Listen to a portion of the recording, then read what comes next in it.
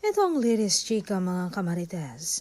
Pag nahanap ko na yung tao, yun na yun. Hindi ko na siya papakawalan.